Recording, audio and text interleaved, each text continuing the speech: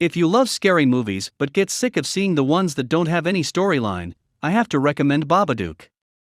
Not only is it full of jump scares and eerie moments that will have you shouting out the screen, it has a very strong plot line that hasn't been done before.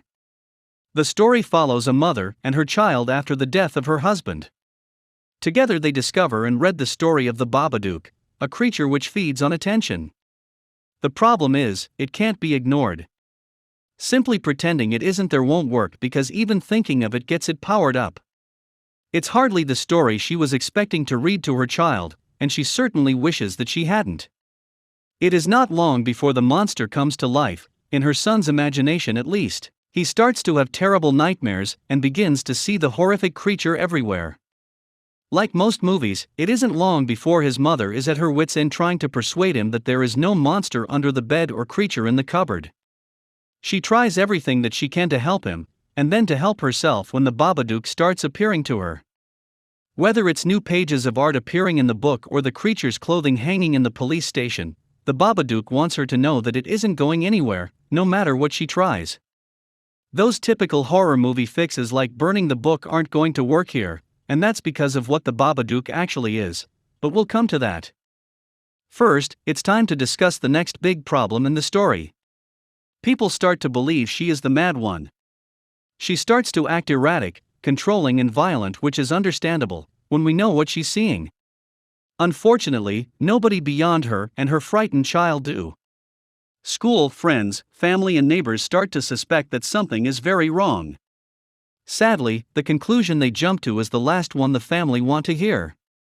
They say it is in her head, and worse than that, they blame her for creating the book and causing her son's delusions. Again, she does what she can, even going to the police station herself, and Mr. Babadook does not like that. In fact, he's there, right behind the officer on desk.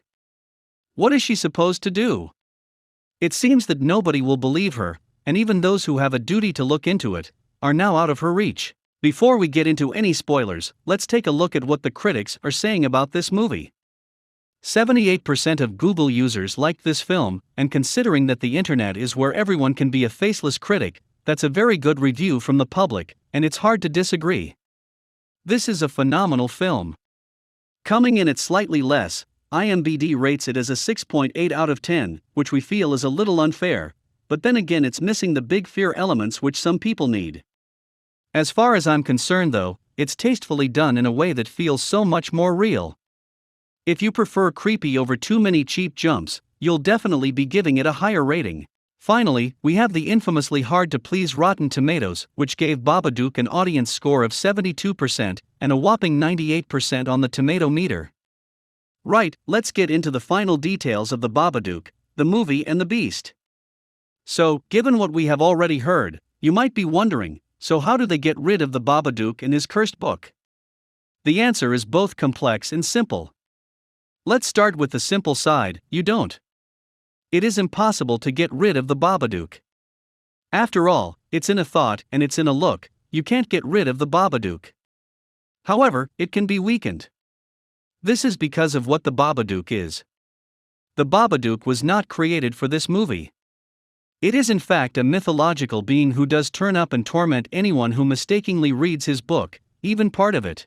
The Babadook is the embodiment of grief, anxiety, and depression, which sounds simply, but is actually a complex philosophical journey portrayed in this film.